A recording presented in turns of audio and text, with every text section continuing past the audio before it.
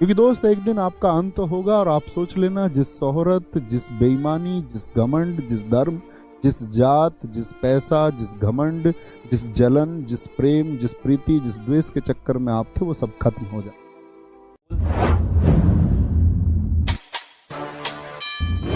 और मैं ऐसे कहता हूँ इसलिए बात के लिए नहीं कहता कि ये कोई महानता है।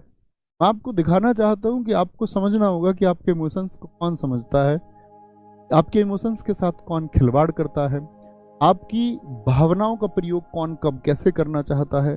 यदि आप नहीं समझेंगे, क्योंकि मैंने देखा है बच्चे बड़े भावुक होते हैं, जैसे कि ह्यूमन इंटेंशन भी है, उसके बारे में प्लीज 30 सेकंड सुनो। ह्यूमन इंटेंशन क्या चीज है? जैसे आप आज एक आदमी को देखें, एक ही आदमी है, आपने देखा वह सड़क पर एक रिक्शे वाले के लिए धक्का लगा के उसकी मदद कर रहा है, तो आपके मन में कैसे विचार आएंगे? आप कैसे कमेंट्स लिखेंगे? तब वीडियो के नीचे आप लिखेंगे कि वाह, मतलब पॉजिटिव होगा ज्यादातर।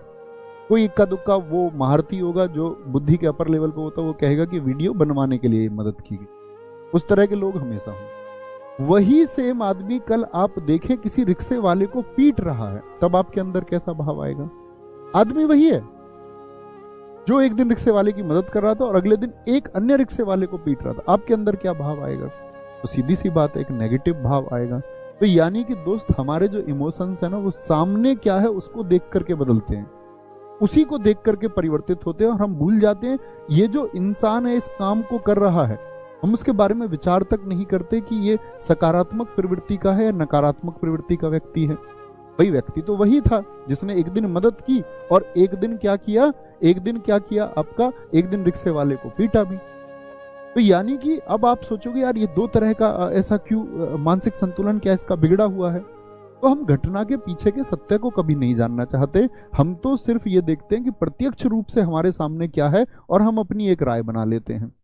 मैंने आपसे पहले भी कहा था, जो पुराने छात्र होंगे, मैंने आप लोगों से पहले भी कहा कि मुझे इस संसार में डर, भय, मृत्यु आदि किसी भी चीज का मेरे अंदर कोई भय नहीं है। कौन मेरे बारे में गलत सोचेगा, सही सोचेगा, उसका कोई भय मुझे नहीं है।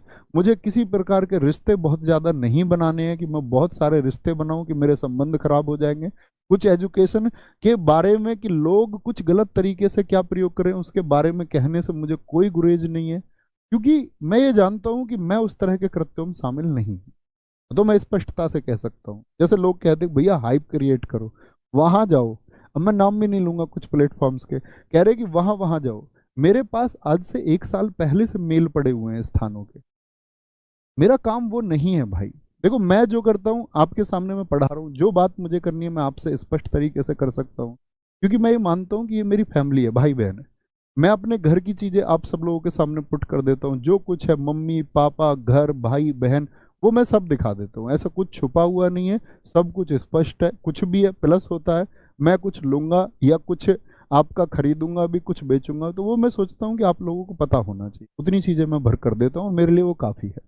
क्योंकि दोस्त एक दिन आपका अंत होगा और आप सोच लेना, जिस शोहरत, जिस बेईमानी, जिस घमंड, जिस धर्म, जिस जात, जिस पैसा, जिस घमंड, जिस जलन, जिस प्रेम, जिस प्रीति, जिस द्वेष के चक्कर में आप थे, वो सब खत्म हो जाए। मैंने आपको हमेशा सिखाया, हमेशा हमने इसी एक आधार पर बात की कि हमको जो भाईचारा है वो इसलिए उसके बारे में शब्द नहीं बोलने हैं कि सामने वाले को अच्छा लगेगा, वो हमारे हृदय में बसना चाहिए, जात पात से दूर और धर्म से दूर रह के। इसीलिए ये आपका चुनाव होगा कि आप किसी पॉलिटिकल पार्टी के एजेंडे पर या किसी भड़काऊ व्यक्ति के एजेंडे पर, या आप अपनी एक डेवलप सोच के साथ में चीज देखते और सोच, ठीक है? तब सही एक कंक्लूजन निकल के आएगा, तब जो आप सोच पाएंगे वो सबसे बेहतर होगा।